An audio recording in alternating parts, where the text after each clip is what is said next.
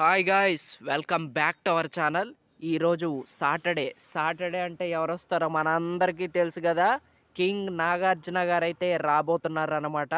So మరి ఎలా ఉంటుందో ఏంటో మాట్లాడుకుందాము. Let's get in to the video.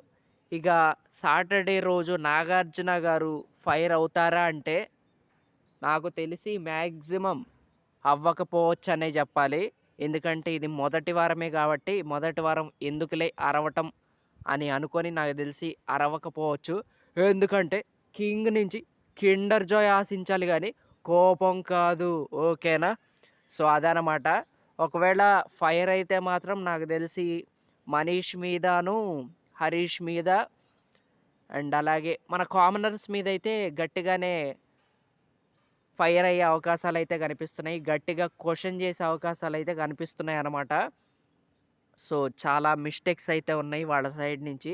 So, అందుకే వాళ్ళని చాలా గట్టిగా క్వెషన్ చేస్తారు. క్వెషన్ చేస్తే, లేకపోతే హ్! హ్! హ్! అనుకుంటా నవ్వుతూ అలా ఎంజాయ్ చేస్తారనమాట.